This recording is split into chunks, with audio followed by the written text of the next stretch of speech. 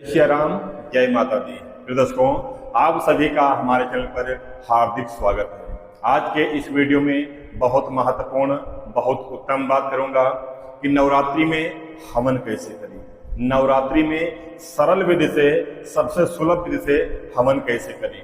हवन में क्या क्या सामग्री मिलाना चाहिए जो बेहद शुभ होता है, लक्ष्मी प्राप्ति के लिए, धन प्राप्ति के लिए और वंश वृद्धि के लिए कौन कौन सी सामग्री हमें मिलाना चाहिए जो सुलभ रूप से आपको मिल जाए।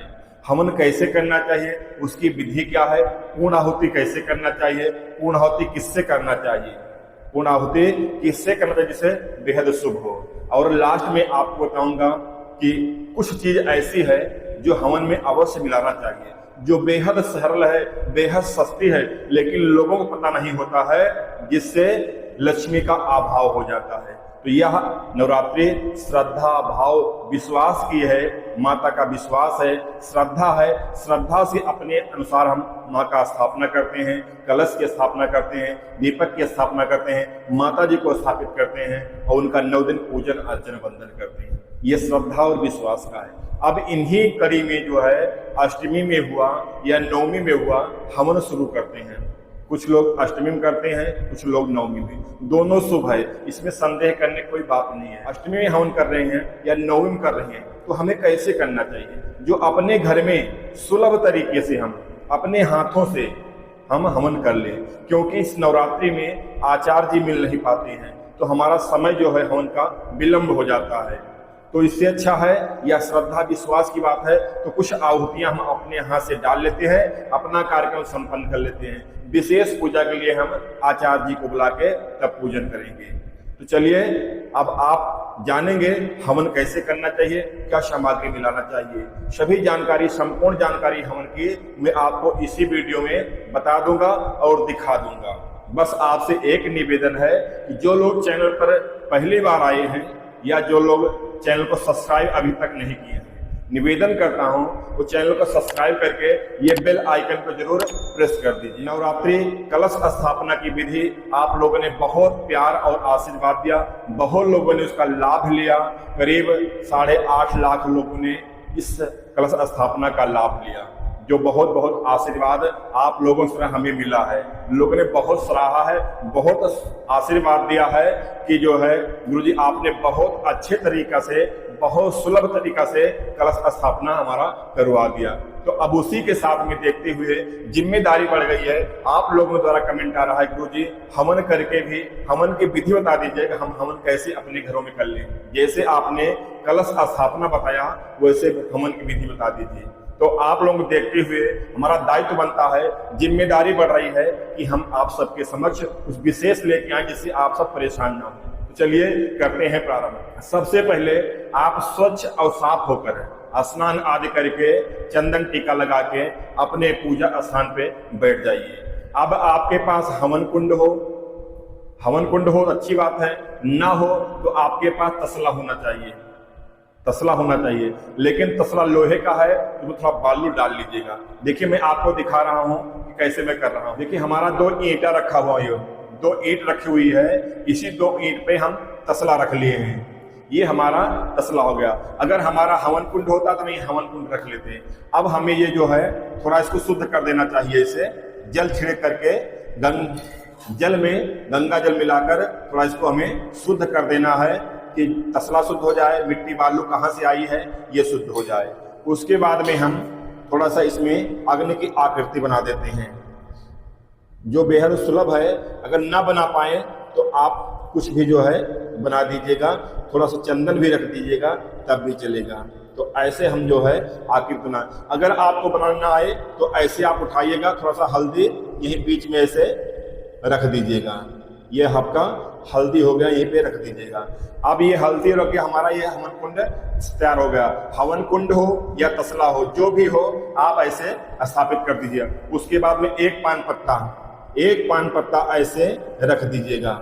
ये पान पत्ता हो गया। अब हमें क्या करना है, इसके ऊपर कपूर रख देना है। ये हमारा कपूर हो गया।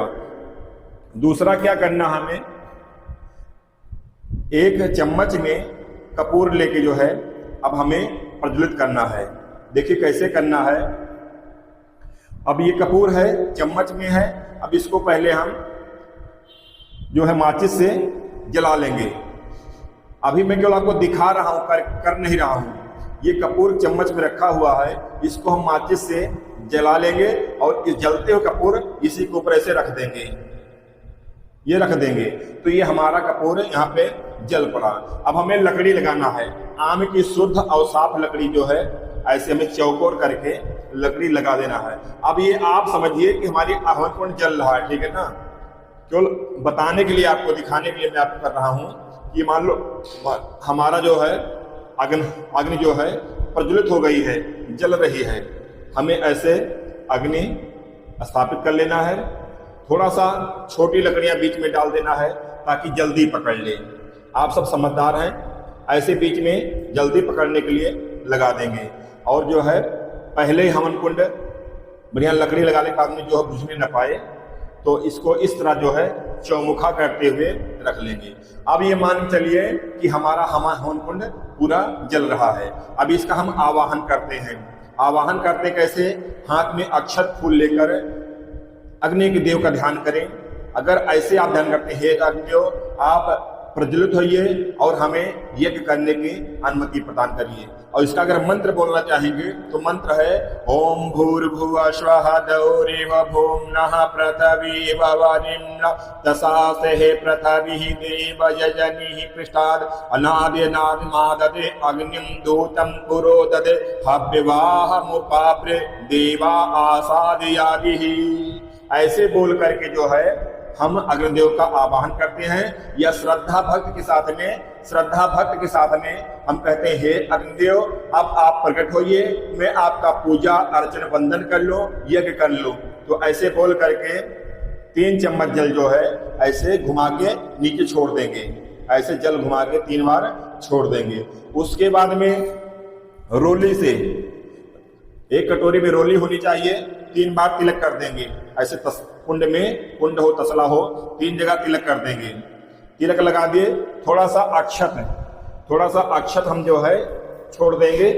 ये अक्षत अग्नि में ऐसे छोड़ देंगे, अग्नि में अक्षत छोड़ देंगे। थोड़ा सा फूल जो है फूल छुआ के नीचे रख देंगे।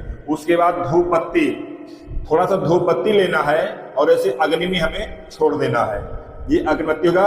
1 चम्मच जल से पुनः ऐसे घुमा देंगे, 1 चम्मच जल से। उसके बाद में थोड़ा सा मीठा, आपके पास लड्डू हो, बर्फी हो या गुड़ हो, गुड़ बेहद शुद्ध है तो कोई भी मीठा हो आप अग्नि में ऐसे छोड़ देंगे। ये अग्नि में हो गया। अब फल जो है, फल अग्नि में छुआ के ऐसे नीचे रख देंगे फल।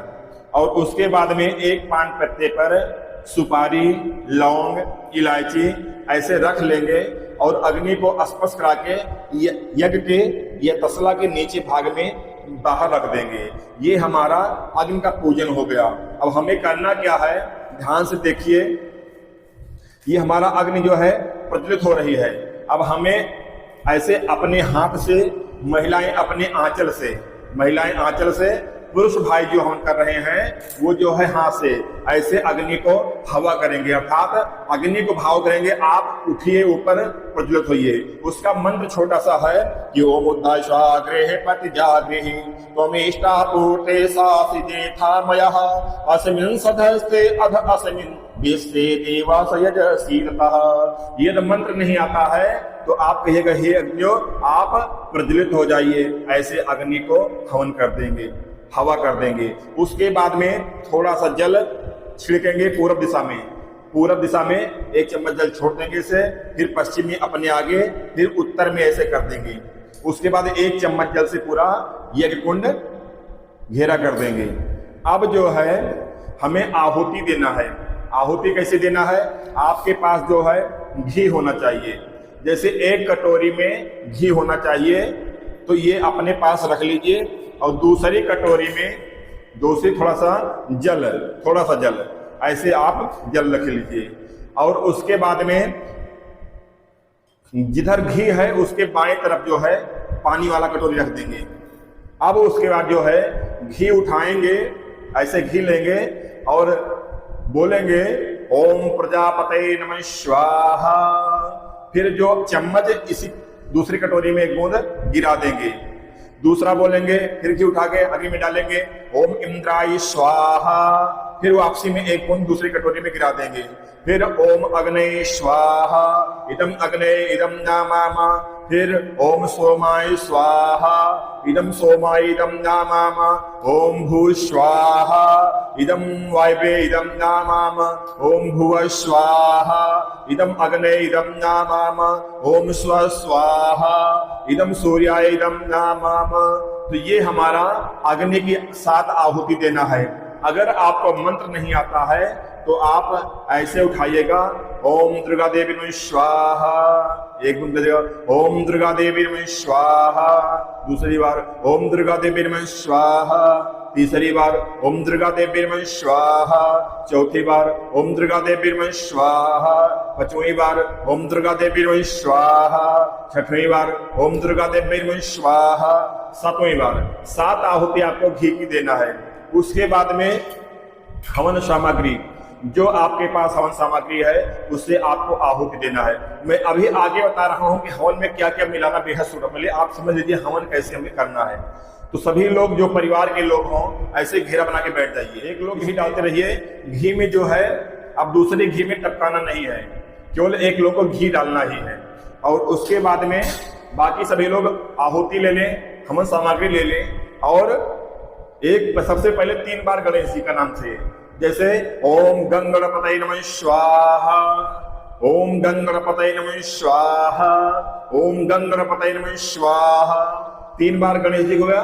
2 बार गौरी माता जी के, ओम श्री गौरी देव्यै नमः स्वाहा, ओम श्री गौरी देव्यै नमः स्वाहा। 2 बार गौरी जी का। उसके बाद में कलश स्थापना आपकी है ना, ओम कलश देवताभ्यो नमः स्वाहा।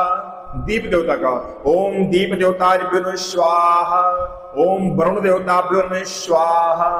नवग्रह की, अगर नवग्रह की आप आहुति देना चाहते हैं तो ऐसे पैकेट में 20 रुपए की हवन सामग्री आती है। इसमें 9 तरह की लकड़ियां होती हैं। एक एक लकड़ी में नाम लिखा हुआ है। नहीं मिलती है कोई बात है, परेशान मत होइएगा, ये विशेष पूजन के लिए है। आप ऐसे ही ओम सूर्य देवाय नमः स्वाहा, ओम चंद्र देवाय नमः स्वाहा, ओम भौम देवाय नमः स्वाहा, ओम बुध देवाय नमः स्वाहा, ओम बृहस्पति देवाय नमः स्वाहा, ओम सोम शुक्राय नमः स्वाहा, ओम सम शनिचराय नमः स्वाहा, ओम रंग राहुवे नमः स्वाहा, ओम कम केतुवाय नमः स्वाहा। 9 ग्रह की अगर इतना भी कहना ना आए तो ओम सूर्य देवताभ्यो नमः स्वाहा, ओम चंद्र देवताभ्यो नमः स्वाहा, ऐसे मतलब 9 ग्रहों का नाम लेके आप जो है डाल दीजिए। मैं इसकी जो है हवन की कुछ विधि मैं आपको डिस्क्रिप्शन में नाम दे दूंगा, आप वहां पढ़ के नोट कर लीजिएगा और तब आप डालिएगा। तो ये जो है ऐसे आहुति दे दिए। अब जो है माता जी के नाम की, दुर्गा जी के नाम की, ओम दुर्गा देव्यै नमः स्वाहा, ओम दुर्गा देव्यै नमः स्वाहा, ओम दुर्गा देव्यै नमः स्वाहा, ओम दुर्गा देव्यै नमः स्वाहा, ओम दुर्गा देव्यै नमः स्वाहा, ओम दुर्गा देव्यै नमः स्वाहा, ओम दुर्गा देव्यै नमः स्वाहा, ओम दुर्गा देव्यै नमः स्वाहा। ऐसे 9 बार आपको दुर्गा जी के नाम से आहुति दे देना है। अब हमें क्या करना है, जितने माता जी हैं जिनका जिनका नाम आता है आपको याद है उनका नाम लेके आप दे दीजिए। देखिए सबसे पहले जैसे 9 दिन में 9 माता आती हैं। इन 9 दिनों में दुर्गा जी के 9 रूप हैं, जो 9 देवी के रूप में प्रत्येक दिन प्रत्येक माता आती हैं। जैसे प्रथम शैलपुत्री, तो आहुति उठाइए, ओम शैलपुत्र्याय नमः स्वाहा। दूसरे दिन जो है ब्रह्मचारिणी मैया आती हैं, तो ब्रह्मचारिणी मैया का ध्यान करते हुए ओम ब्रह्मचारिणी नमः स्वाहा। तीसरे दिन चंद्रघंटा मैया आती हैं, ओम चंद्रघंटा देवी नमः स्वाहा। उसके बाद चौथे दिन कुष्मांडा आती हैं, ओम कुष्मांडा देवी नमः स्वाहा। पांचवें दिन स्कंद माता आती हैं, ओम स्कंद देवी नमः स्वाहा। छठवें दिन कात्यायनी माता आती हैं, ओम कात्यायनी देवी नमः स्वाहा। 7वें दिन कालरात्रि माता आती हैं, ओम कालरात्रि मैया नमः स्वाहा। 8वें दिन गौरी माता जी आती हैं, ओम श्री गौरी देव्यै नमः स्वाहा। और 9वें दिन सिद्धात्री माँ आती हैं, तो माँ सिद्धात्री देवी स्वाहा। उसके बाद ये आहुति 9 दिन की हो गई, 9 देवियों की। अब हमें क्या करना है, दुर्गा जी के फिर नाम, दुर्गा देवी नमः स्वाहा, अब काली लक्ष्मी सरस्वती जी की ओम श्री महाकालिका देवी स्वाहा, ओम महालक्ष्मी स्वाहा, ओम सरस्वती देवी स्वाहा। काली लक्ष्मी सरस्वती का इनकी आहुति हो गई। अब आपको जिनके भी नाम याद हो, सबसे पहले जिनका भी नाम याद हो आप दे दीजिए। जैसे ओम ब्रह्म देवताय नमः स्वाहा, ओम विष्णु देवताय नमः स्वाहा, ओम रुद्र देवताय नमः स्वाहा, ओम हनुमत देवताभ्यो नमः स्वाहा, ओम इष्ट देवताभ्यो नमः स्वाहा, ओम कुल देवताभ्यो नमः स्वाहा, ओम ग्राम देवताभ्यो नमः स्वाहा, ओम अस्थान देवताभ्यो नमः स्वाहा, ओम क्षेत्रपाल देवताभ्यो नमः स्वाहा, ओम वास्त मंडल देवताभ्यो नमः स्वाहा, ओम सर्वेभ्यो देवताभ्यो नमः स्वाहा, ओम सर्वेभ्यो तीर्थेभ्यो नमः स्वाहा। ऐसे अपने घर के देवता, कुल देवता, गांव के ग्राम देवता, स्थान देवता, क्षेत्रपाल देवता, वास्त देवता, सभी का नाम लेते हुए आप आहुति समर्पण कर दिए। उसके बाद में जिनका आपको नाम आता है, ओम वैष्णो देवी नमः स्वाहा, ओम चिदपूर्णी देवी नमः स्वाहा, ओम विंध्याचल देवी नमः स्वाहा, ओम कामाख्या देवी नमः स्वाहा, ओम जालपा देवी नमः स्वाहा, ओम नैना देवी नमः स्वाहा, ओम चिदपूर्णी देवी नमः स्वाहा, ओम भूया देवी नमः स्वाहा। ऐसे जो है जिनका जिनका आपको नाम याद है, आप उनका नाम मैं कुछ डिस्कस में नाम दे दूंगा लिख करके, आप देख लीजिएगा। उसके बाद में खदक धान्य नमः स्वाहा, ओम अपराजिताय नमः स्वाहा, ओम वैष्णव नमः स्वाहा, ओम त्रिनेत्राय नमः स्वाहा, ओम कालिका देवी नमः स्वाहा, ओम कौमारी देवी नमः स्वाहा, देवी नमः स्वाहा, ओम शीतला देवी नमः स्वाहा, ओम विंध्यवासिनी देवी नमः स्वाहा, ओम अष्टभुजा देवी नमः स्वाहा, ओम जगन्मात्राय नमः स्वाहा, ओम सर्वमंगलाय नमः स्वाहा, ओम भैरव देवी नमः स्वाहा, ओम महिषासुरमर्दिनी नमः स्वाहा, ओम अपर्णा देवी नमः स्वाहा, ओम दुर्गा देवी नमः स्वाहा। ऐसे जो है जितना भी आपको देवताओं का नाम है, देवियों का नाम याद है, आप सबके नाम से आहुति दे दीजिए। जब आपका ये हो कि हमारी आहुति अब थोड़ी सी रह गई है तो आप रोक दीजिए। उसके बाद क्या करना है, थोड़ा सा मीठा उठाइए। मीठा जैसे इस कटोरी में घी है तो ये मीठा बर्फी हो, पेड़ा हो, लड्डू हो या गुड़ हो, इसे घी वाले कटोरी में डाल दीजिए। घी वाले कटोरी में थोड़ा सा मीठा डाल दीजिए और इसको चम्मच से ऐसे उठा लीजिए, चम्मच से ऐसे उठा लीजिए। और जो है आपको मंत्र बोलना है, सुष्कृत मंत्र।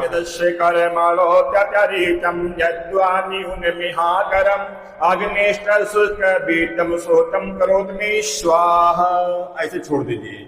या आप जो है मंत्र नहीं है तो हे अग्र देवता आप मिष्ठान स्वीकार कीजिए, ऐसे छोड़ दीजिए। तो ये आपका मीठा की आहुति हो गई। अब जो है हमें पूर्ण आहुति करना है, बिना पूर्ण आहुति की आपका यज्ञ सफल नहीं होगा। तो पूर्ण आहुति कैसे करना है, ध्यान दीजिए। ये गरी का गोला है, गरी गोला जो मेवा में काटा जाता है, ये गरी गोला है। दूसरा ये सूखा नारियल है, ये सूखा नारियल है। तीसरा जो है ये सुपारी है। तीनों की हम पूर्ण आहुति कर सकते हैं, तीनों पढ़ सकते हैं, लेकिन एक डालना एक है जो आपको सुलभ लगे, जो आपको सुलभ से मिल जाए वही डालना है। संदेह नहीं करना। सुपारी भी आप पूर्ण आहुति कर सकते हैं, आप गरी गोला भी डाल सकते हैं और आप नारियल सूखा डाल सकते हैं।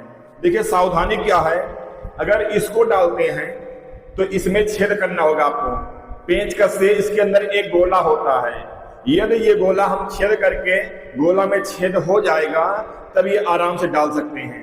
लेकिन सावधानी इसमें बहुत रखनी चाहिए। हमारे पास कई घटनाएं हो गई हैं, लोग यजमान लोग नहीं मानते हैं, पेंचकस अंदर डाले और पेंचकस बगल चला गया, यानी छेद हो गया। तो वो क्या है, जब हम रख देंगे अग्नि में और जब गैस बनेगी तो फट जाता है, दग जाता है, तो वो सबको नुकसान पहुंचा देता है। तो आप अगर ये डालना चाहते हैं नारियल वाला तो आराम से सावधानी से इसके अंदर छेद करिए। आप एक दो छेद करिए, अंदर गोला है वो लगे आपको गोला में छेद हो गया है। नहीं तो हमारे सबसे सुंदर, हमको अपने पूजा में यही लिखते हैं गरी गोला। इसमें जो है चाकू थोड़ा छेद कर देंगे, छेद करने से गैस निकल जाएगी। थोड़ा इसमें घी भी डाल देंगे और उसके बाद में ऐसे हवन सामग्री लिए थोड़ा सा हवन हमें पान पत्ते रख लिए, ऐसे गोला रख लिए। अगर इसको डालना है तब ऐसे रख लिए, अगर नारियल डालना है तब ऐसे रख लिए, या आपको सुपारी डालना है तो आप ऐसे सुपारी रख लीजिए, जैसे आपको जो सुलभ लगे, है ना। तो हम थोड़ा सा गरीब गोला ज्यादा फोकस डालते हैं क्योंकि देखने में अच्छा लगता है, इसमें थोड़ा घी भी जल जाता है और ये लगता नहीं है। थोड़ा केवल छेद करके इसे गैस निकालने की जगह बना देंगे तो आराम से। अब ऐसे हमें ले लेना है, बाएं हाथ में पान पत्ता हो, थोड़ी सामग्री हो और ये हो गरी गोला। अब पूर्ण आहुति कैसे करना हमें, ऐसे इसको दाहिने हाथ से जब हम बोलेंगे, मंत्र इसका होता है, इसका मंत्र होता है कि पूर्णमदः पूर्णमिदं पूर्णातं पूर्णमुदच्यते पूर्णमादाय पूर्णमेवावशिष्यते। ये मंत्र छोटा सा अगर नहीं हो आता है तो कहिएगा, हे माँ दुर्गा जी हमारा पूजन, हमारी यज्ञ संपूर्ण करिए, पूर्णाहुति स्वीकार कीजिए। ऐसे बोलते हुए इसको आराम से ऐसे बीच में रख देंगे हवन के अंदर में कुंड के, और इसको ऐसे गिरा देंगे, पान पत्ता नीचे जमीन पे रख देंगे। ये हमारी पूर्णाहुति हो गई, अर्थात हमारा ये यज्ञ पूर्ण हुआ। लेकिन अभी और क्रम बाकी है, समझ लीजिएगा। ये हमारी पूर्णाहुति हो गई। अब हमें क्या करना है, पूर्णाहुति होने के बाद में आरती जगाना है, हमें माँ की आरती करनी है। इसमें जो है आप थाली में स्वास्तिक बना लीजिए, थोड़ा सा अक्षत डाल लीजिए और थोड़ा फूल डाल लीजिए, और दीपक हो, कटोरी हो जिसमें आप आरती बनाए हैं, ऐसे रख लीजिए। दूसरे पात्र में मिट्टी दियाली हो या कटोरी हो, कुछ भी हो, उसमें आप जो है थोड़ा सा कपूर रख लीजिए। जैसे दिखाने के तौर पर मैं बता रहा हूं कि इसमें हम जो है ये ऐसे, एक में हमारी रुई बत्ती हो गई और एक में कपूर हो गया। अब इसको हम दोनों जगा लिए। अब सभी लोग खड़े हो जाइए, खड़े होके जो है माता की आरती प्रेम से, श्रद्धा से, विश्वास के साथ में, लय से, जैसे आपको आरती आती है वैसे माँ की आरती करिए। ये हमारा हवन कुंड जग रहा है, ज्यादा तेज हो जाए तो आप पानी डाल सकते हैं ताकि आपको कोई दिक्कत ना हो।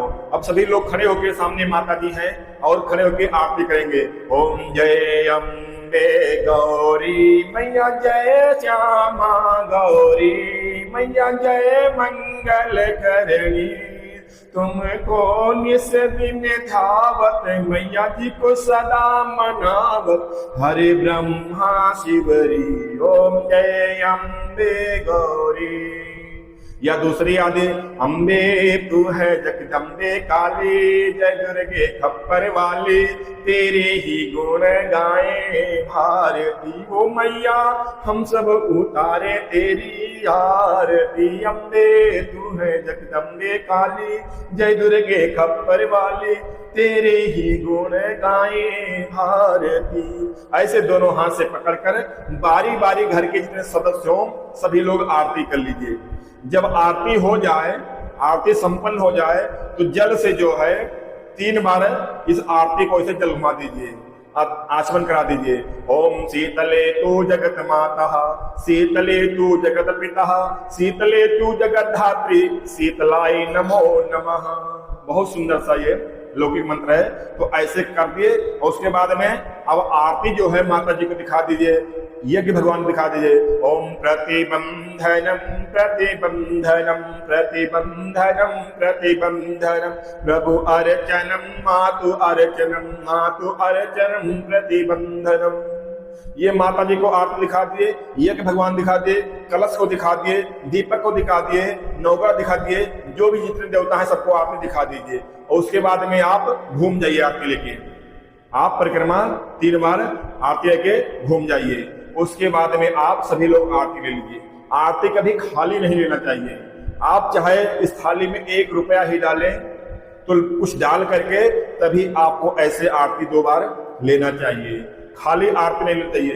यदि विषम परिस्थिति में आप कहीं गए हो, आपके पास जेब में पैसा ना हो, तो विषम परिस्थिति में अगर किसी से पैसा मिले ना, अगर मिल जाए तो 10-5 आप ले लीजिए उनसे, बाद में उनको दे दीजिएगा। अगर ऐसी परिस्थिति ना हो कि नहीं मिल पा रहा है तो आप वहीं से 1 फूल लेके ऐसे रख के ऐसे प्रणाम कर लीजिए। आप पता लगा कि कभी भी खाली आरती प्रणाम नहीं करना चाहिए, आरती नहीं लेना चाहिए। तो ये हमारा आरती वाला क्रम हो गया।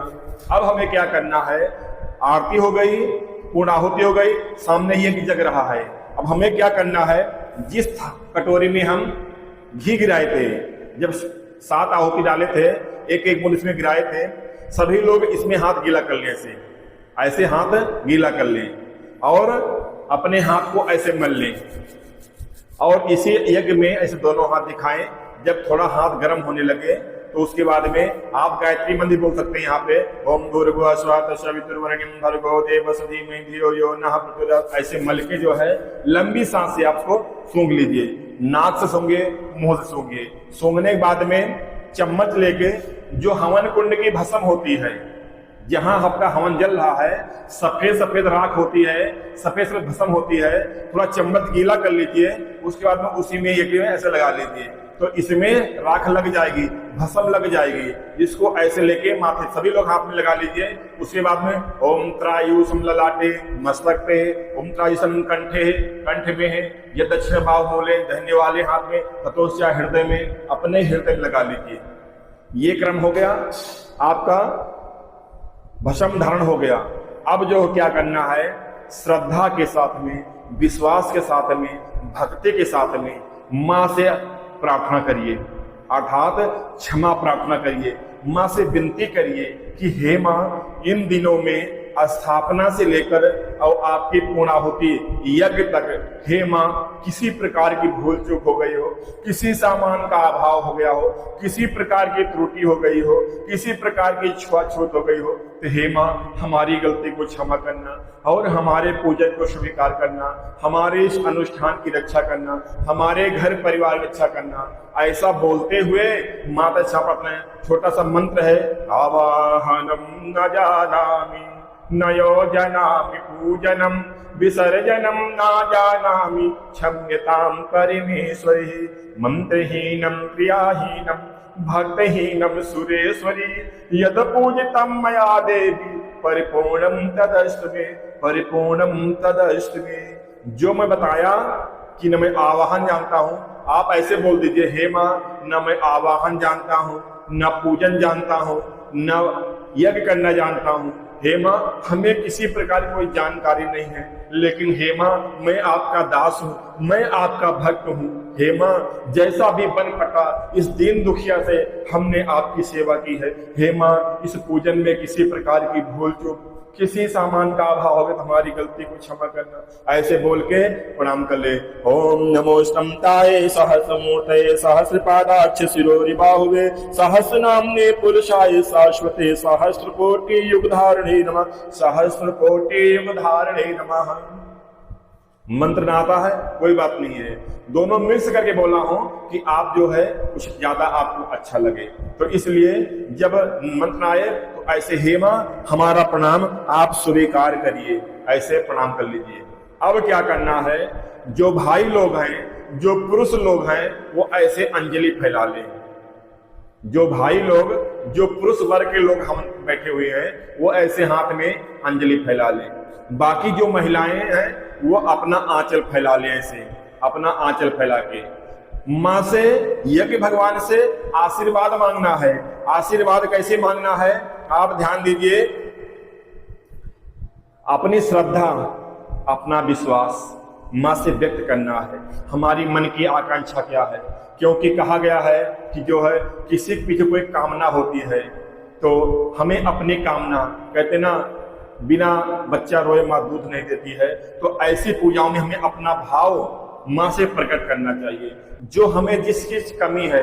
अब ऐसा ना हो कि हम एक साधारण आदमी हैं, हम बोले हे माँ, हमें प्रधानमंत्री बना दीजिए, हे माँ, हमें मुख्यमंत्री बना दीजिए, हे माँ, हमें डीएम बना दीजिए। ऐसा नहीं, जो हमें हमारे लायक हो, जो हम प्राप्त करना चाह रहे हो, बाधा आ रही है, वो माँ से अपने सुख शांति घर परिवार की रक्षा के लिए माँ से आशीर्वाद मांगिए। भाई लोग ऐसे अंजलि फैला ले, माताएं बहनें आंचल फैला लें, और अपनी जो कामना है, जो भी मांगना है माँ से आप मांगिए। छोटा सा मंत्र बता रहा हूँ, ओम स्वस्ति प्रजाभ्यः परिपालयन्ताम् न्यायेन मार्गेण मही महिषा गोब्राह्मणेभ्यः शुभमास्तु नित्यं लोका समस्ता सुखिनो भवन्तु सर्वे भवन्तु सुखिनः सर्वे सन्तु निरामया सर्वे भद्राणि पश्यन्तु मा कश्चित् दुःखमाप्नुयात् श्रद्धं मेधं यशं प्रज्ञं विद्या पुष्टि श्रियं बलं तेज आयुष आरोग्यम देह में हव्यवाहनम। चाहे मंत्र बोलिए, चाहे अपना मन से मां को अपना कामना करके ऐसे प्रणाम कर लीजिए और अपनी झोली समेट लीजिए।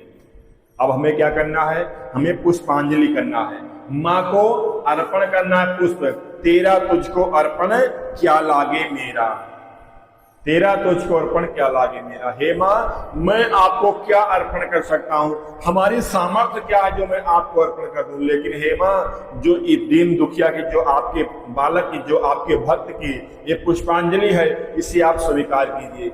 हाथ में सभी लोग पुष्प रख लीजिए, माताएं बने सभी लोग ऐसे हाथ में फूल रख लीजिए और माता को अर्पण। हे मां, जो कुछ है आप पुष्पांजलि स्वीकार। मंत्र बोला चाहे बोल सकते हैं। ओम यज्ञेन यज्ञमहिजं तदेव स्थानिधमाने प्रथम मन्यासं तेहनाकं महिमानः सजन्ते यत पूर्वे सादाः सन्त देवा नानः सुगन्ध पुष्पाणि यथा कालो भवानि च पुष्पांजलिर्मया दत्त्वा गृहाण परमेश्वरी मंत्र भक्ति श्रद्धा पुष्पांजलि समर्पयामि। चाहे ऐसे मंत्र बोलिए, चाहे हे मां, जो हमारा भाव है, जो हमारी भक्ति है, जो हमारी श्रद्धा है, इसे आप स्वीकार कीजिए। प्रणाम करते हूँ माँ के चरणों में, अर्थात जहां माता जी का स्थापना फोटो में जाके वहां पे चढ़ा दीजिए। ये हमारा यज्ञ संपूर्ण हुआ। अब हमें जो लोग यहाँ पर बैठे हैं, जो माँ को भोग लगाए हैं, वो प्रसाद थोड़ा थोड़ा सबको ले लेना चाहिए। उसके बाद में आप कन्या पूजन जो भी कुछ करना है वो कर रही।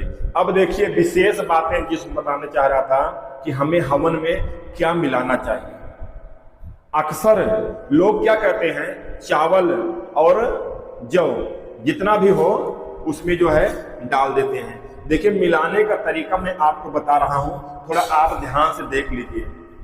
लोग गांव में देहातों में अक्सर चावल घर में होता है, जौ सस्ती बहुत मिलती है, तो उसमें क्या होता है कि लोग जौ और चावल मिला दिए, थोड़ा हवन सामग्री मिला के घी डाल के मिला के वही आहुति कर देते हैं। ये बिल्कुल गलत है, सरासर गलत है। हमें क्या करना है, आप थोड़ी आहुति लो, जितना मोर के मुख में चला जाए। आहुति ऐसे देना होता है, ये मध्यमा और अनामिका, ये मध्यमा उंगली, ये अनामिका, ये अंगूठा, इसी 3 उंगली से ऐसे ऐसे गौमुख बना लीजिए। ये गाय के दोनों कान हो गए या सींग हो गई, ये मुख हो गया। देखो लग रहा ना, गौमुख लग रहा ना, ऐसे गौमुख बना लीजिए और ऐसे आहुति उठाइए, ऐसे स्वाहा स्वाहा, है ना। ऐसे नहीं फेंकना है, ऐसा नहीं फेंकना है, ऐसे देना है आहुति, ऐसे थोड़ी थोड़ी आहुति, लेकिन जो दीजिए शुद्ध हो, आपके धन की, आपके वंश की, आपके घर परिवार की वृद्धि हो। तो नियम क्या है हवन का, सुन लीजिए। जितना आपके पास तिल हो, जैसे मान लो 200 ग्राम तिल है, 200 ग्राम तिल आप डाल लो। अब 200 ग्राम का आधा 100 ग्राम हुआ, तो 100 ग्राम आपको उसमें चावल मिलाना है थाली में। अब चावल का आधा जौ, 100 ग्राम चावल है तो 50 ग्राम जौ, ऐसे मिला लीजिए। यदि मात्रा आप मान लो सब चीज अपने घर में है तो एक कटोरी में, कटोरी भर के एक कटोरी हम तिल मिला लिए, उसी कटोरी में फिर आधी कटोरी हम चावल मिला लीजिए, उसी कटोरी में आधा कटोरी के आधा हम जौ मिला लिए। ये चीज हो गई। सुन लीजिए, बहुत विशेष बात बता रहा हूं, ये कोई आपको बताएगा नहीं, यही हवन का एक राज है। और जो ये करता है उसके अंदर धन वृद्धि होती रहती है। और सुन लिए, उसके बाद में सबसे पहले तिल थोड़ा महंगा है, 100 ग्राम ले लीजिए तो 50 ग्राम आप चावल कर लीजिए और 25 ग्राम जौ मिलाइए। आहुति थोड़ी डालिए, भर के नहीं डालना है, थोड़ी थोड़ी डालिए, जितना आपकी सामर्थ्य हो। जितने लोग हो देख लीजिए कितना आहुति में यज्ञ हो जाएगा। उसके बाद में सबसे अमूल्य चीज है ये कमल गट्टा। यज्ञ में कमल गट्टा अवश्य डालना चाहिए। थोड़े हो 5-7 कमल गट्टा हो, 5 रुपए का, 10 रुपए का ले लीजिए। पंसारी के यहाँ किराना दुकान पे मिल जाता, सुलभ बहुत अच्छे तरीका से। क्या नाम है? कमल गट्टा। देख लीजिए कमल गट्टा कैसे है। ये कमल गट्टा है, कमल गट्टे का बीज है, कमल का बीज है, इसे कमल गट्टा बोलते हैं। आप थोड़ा सा ले लीजिए, लेकिन उस हवन में जरूर मिला लीजिए। दूसरा क्या है? गूगल, ये भी 10-5 रुपए का ही मिल जाता है, तो थोड़ा सा ही सही, लेकिन आप अपने हवन में गूगल मिला लीजिए। समझ लीजिए बात को। तिल का आधा चावल का आधा जौ, थोड़ा कमल गट्टा, थोड़ा गूगल, अब थोड़ा सा मीठा। अगर गुड़ आपके यहां हो तो गुड़ थोड़ा सा मिला लीजिए, 150 ग्राम गुड़ मिला लीजिए। घी अपने हिसाब से मात्रा, जितना घी अच्छे से मिल जाए वो घी आप मिला लीजिए। यही से आपको आहुति देना है, यही से आपके हवन देना है। अगर तिल ज्यादा है तो धन की वृद्धि होती है। ध्यान दीजिए, बहुत नंबर 1 बता रहा हूं, बड़ी पॉइंट बता रहा हूं जो सबको जानकारी नहीं है। अगर तिल ज्यादा रहेगा हवन में तो धन वृद्धि होगी। इस गृहस्थ जीवन में, इस मनुष्य जन्म में सबको धन चाहिए। कोई ऐसा नहीं है किसी को धन नहीं चाहिए। धन है तभी पेट पूजन हो पाएगा, तो धन चाहिए। चाहे साधु सन्यासी हो, जब धन रहेगा तो भोजन भी कर लेंगे। तो धन सबसे जरूरी है। अगर चावल ज्यादा है तो क्या होगा? धन का नाश होगा, धन रुकेगा नहीं आपके घर में। अगर जौ होगी, जौ ज्यादा है तो क्या होगा? आपके घर में जो है आदि व्याध रोग उत्पन्न हो जाएगी, रोग प्रकट हो जाएगी। तो इसलिए आप ध्यान सुनिए, न चावल ज्यादा करना है, न जौ ज्यादा करना है। सबसे ज्यादा तिल करना है, तिल का आधा चावल, चावल का आधा जौ करना है। ये आप जो है ऐसे हवन सामग्री आप हवन करिए। तो इस प्रकार जो है ये हवन विधि रही। ये आपको कोई बताएगा नहीं, ये किसी विशेष पुस्तक में ही मिलेगी आपको यह करने की। साधारण पुस्तक में आपको ये सब मिलेगा नहीं। इसलिए जो है सबको धन चाहिए, सबको संपदा चाहिए, सबको धन वैभव, सबको वंश चाहिए, सबको संतान चाहिए। तो इस तरह आप सब हवन करिएगा। और जो आपको समझ में ना आए आप कमेंट में करके पूछ लीजिएगा, उसका मैं प्रयास करता हूँ, आपके प्रश्नों को पढ़ता हूँ और उत्तर भी देता हूँ। मैं किस तरह आपको समझाया हूँ, हमें वो चीज अच्छी लग रही है आपको बताते हुए। क्योंकि कलश में जो है जो भी बताया, आप सबने उसको बड़े प्यार से देखा और समझा। आप लोगों द्वारा कमेंट आया हुआ है, हर लोग जो है धन्यवाद दिए हैं। कुछ लोग जो है सुपर कॉइन भी दिए, हमें सुपर चैट भी दिए हैं। तो उन सभी भाइयों का धन्यवाद जिन्होंने हमें अनुदान के रूप में कुछ दक्षिणा दी है, सभी का धन्यवाद। लेकिन हमारा मुख्य उद्देश्य है भाई कि हम ये भ्रांतियों को तोड़ें और सहज रूप में आप पूजन स्वीकार करें। तो हमें बताने का तरीका हमारा कैसे लगा आपको, मैं प्रयास तो किया हूं कि कोई चीज छूटे ना। हमें तो बताते हुए अच्छा लग रहा है, लेकिन आप समझ गए हो, आपको समझ में आना चाहिए। जब आपके समझ में आएगा तभी ये समाज कल्याण हो पाएगा। हम कितना अच्छा बता दें, तो हम कैसे बताए हैं, समझाने का तरीका कैसे लगा, हमारी विधि कैसे लगी, थोड़ा सा प्यारा सा छोटा सा आप कमेंट लिख दीजिएगा। अच्छी लगी, नहीं अच्छी लगी, कहाँ गड़बड़ी हुई है आप बता दीजिएगा। आगे सुधारने का प्रयास करूंगा। हम भी एक मनुष्य है, एक मानव है, आपका ही भाई मैं हूँ। प्रयास तो किया हूं कि अच्छे से या समझा के वीडियो दिखा सकूं। यदि इसमें कोई त्रुटि हुई हो तो क्षमा चाहता हूं, लेकिन अगर कोई गलती हो गई हो तो आप जरूर बताइएगा। अगर गलती नहीं हुई है, हमारी विधि आपको अच्छी लगी हुई है, तो कमेंट में आप जरूर बताइएगा। और कमेंट में जय माता दी अवश्य लिख दीजिएगा। यह वीडियो अपने पास तक ही सीमित मत रखिएगा।